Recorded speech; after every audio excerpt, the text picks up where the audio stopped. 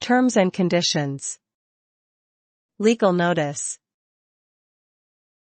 Table of contents. Forward. Chapter 1. Behind prayer. Chapter 2. Correct prayer. Chapter 3. Using your whole heart. Chapter 4. Self-fulfilling prophecy. Wrapping up. Forward. Prayer is something individuals do to ask for, or give thanks for, a want or a sought-after or favorable change. There are a lot of different ways to pray, but they all involve thinking of what you require. Individuals utilizing the law of attraction are practicing the same principle. They're thinking of a want, or a sought-after outcome, in the way they trust will give them the best chance of experiencing it. There are a lot of different ways to view the process of turning our ideas into realities, or experiencing them in the tangible world, but they all involve thinking of what you wish. Law of attraction, the power of prayer. Have all your prayers answered even if you do or do not believe in a higher being. Chapter 1. Behind prayer.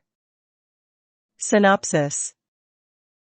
If you conceive of two hoi polloi praying for a mutual acquaintance to recover from an illness, you may be able to conceive of one of them thinking, "God, please save my acquaintance from his atrocious illness that my online."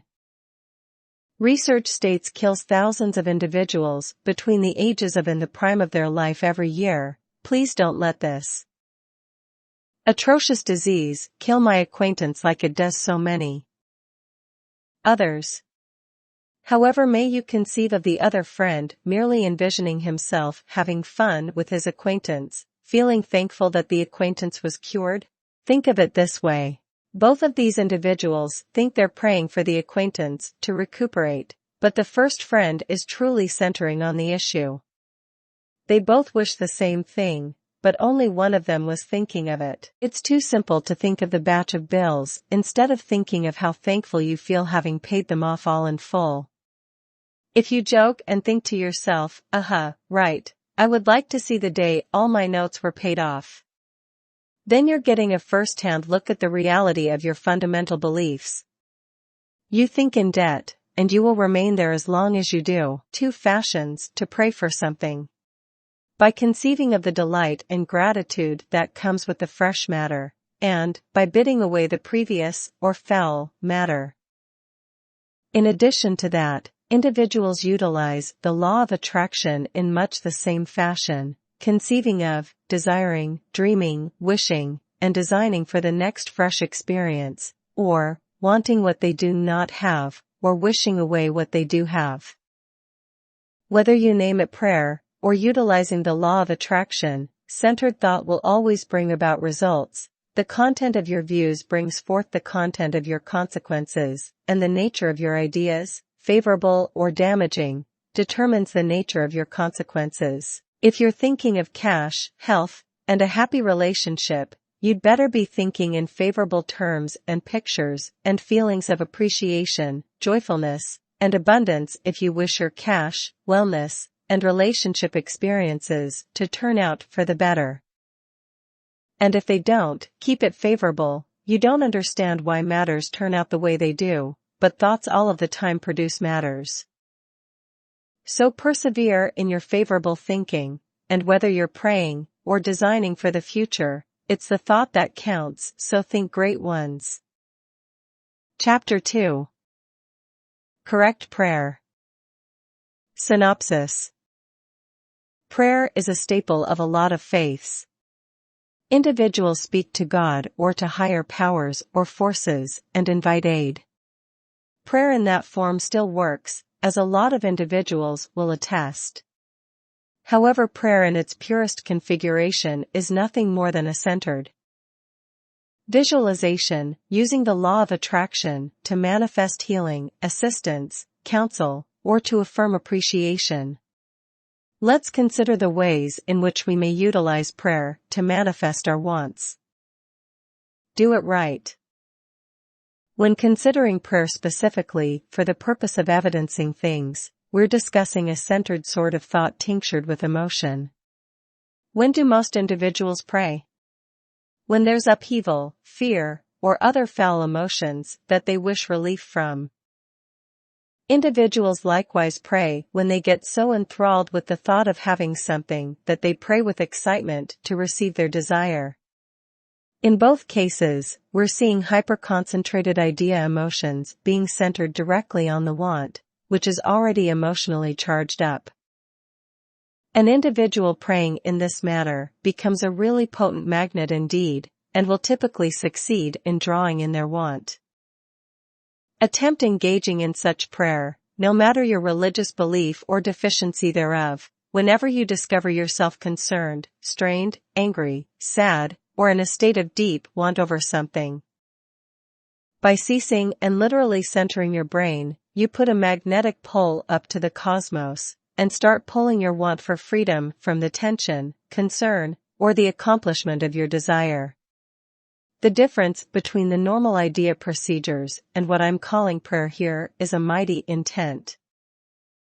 Utilize your will, and instead of praying to a deity, you might simply state, I intend that this come about or I'll receive that. The more emotional power behind the affirmation, the more potent it will be.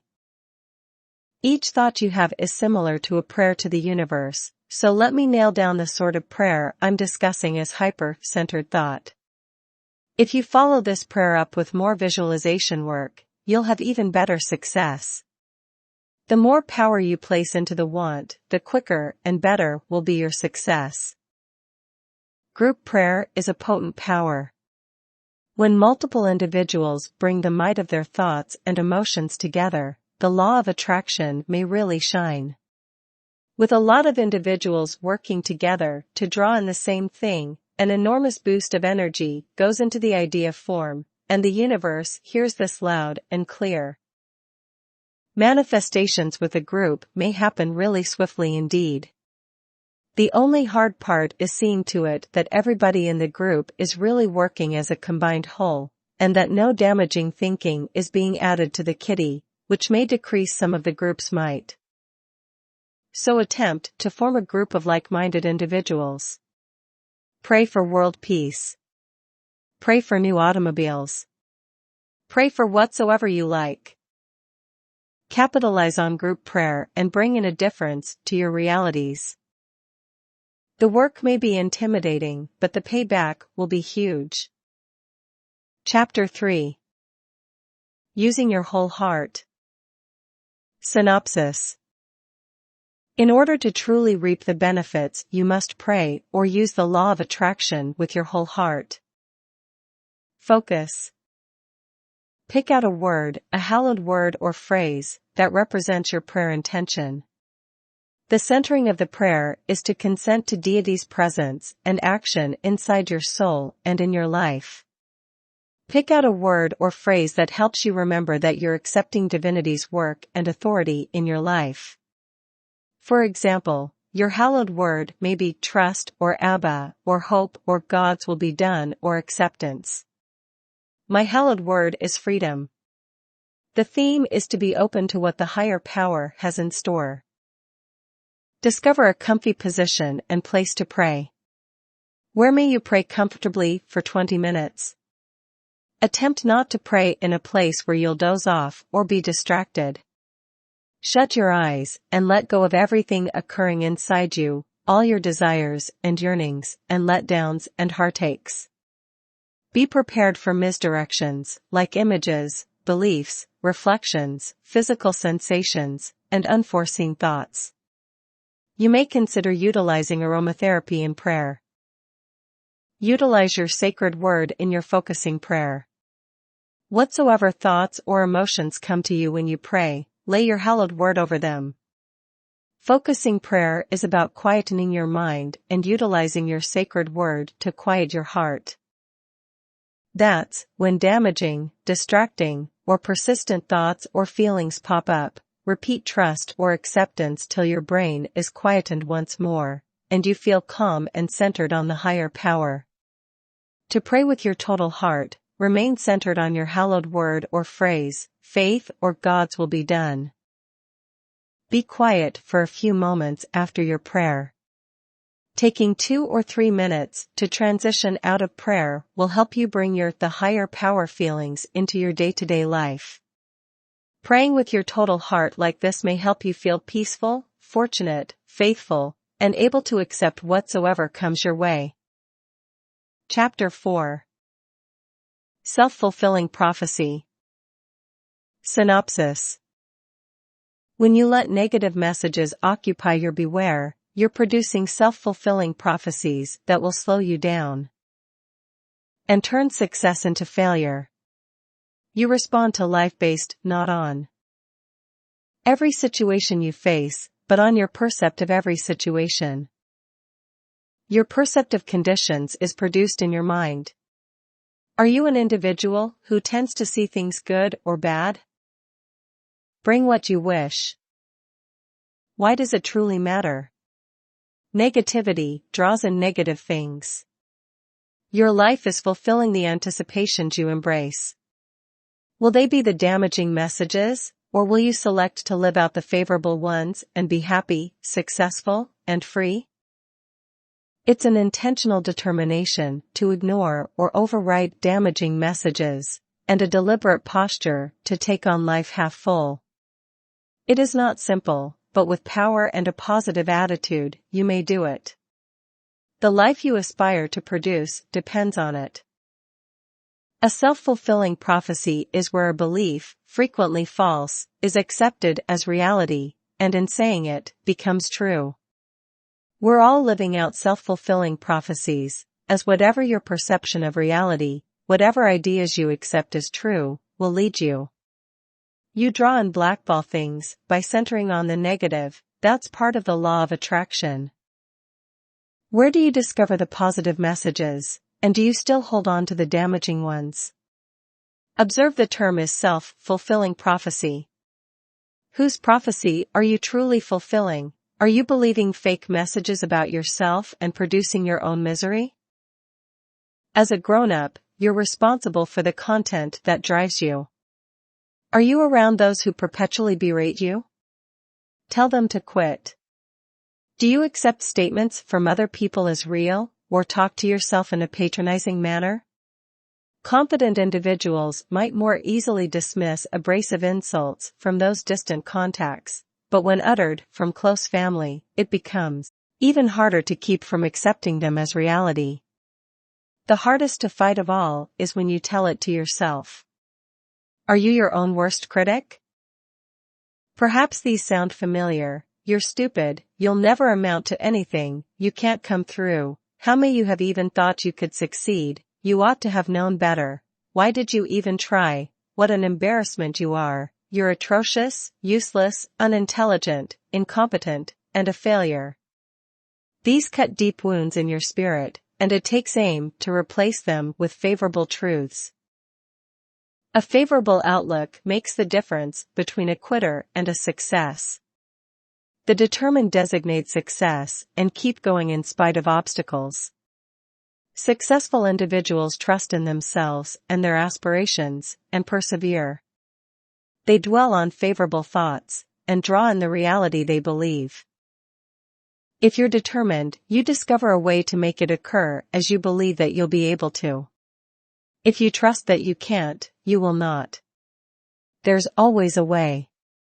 It might be hard, it might be different than you had in the first place planned, you might have to adapt to the unfamiliar, but if you're centered and think positively, you may accomplish your goals. Do you trust it? Decide you can do it, and draw on success. You produce your dream future. Start now. Wrapping up. And this is what prayer is all about. As a matter of fact, anything asked in prayer with a spirit of trust and belief is likely to be accomplished. This is the law of attraction in action. The law of attraction is a double-edged sword as it may bring either success or failure. But prayer is a favorable tool. Prayer provides the individual what he asks. Once you really believe in prayer and ask for particular things, it will be given in reply. It's an excellent tool that connects us to the cosmos. The cosmos gives an individual more of what he's seeking. The law of attraction is true for everybody. This law is universal as it doesn't care who you are or what faith you subscribe to. It's as true and universal as the law of gravity. In Proverbs in the Bible, it states, "As a man thinks in his heart, so is he." The author goes one step further in that matter. It's commonly assumed that we think with our brains. But, according to this proverb, it's from our hearts that we do our thinking and trusting and not from our brains.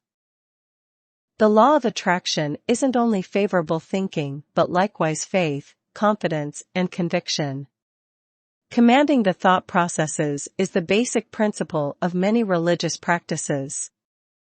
In Christianity, Buddhism, Islam, and Judaism, the ultimate goal is centering the thoughts toward spiritual ideals. The law of attraction states that if an individual centers on favorable things, they'll draw in great things into their life. If they center on damaging things, then they're likely to perpetuate trouble. This is the root of the law. As humans, we like to center our ideas on great things. That's why we believe in prayers and miracles. The most adept way to pray effectively is to pray with an affirmative attitude. A mighty prayer is one of appreciation, which again is favorable thought. Thoughts and prayers are ruled by the law of attraction. To trust that everything works for our greatest good, we have to trust in the universal law of attraction and prayer, which works through us and utilizes our experiences to enlarge our awareness.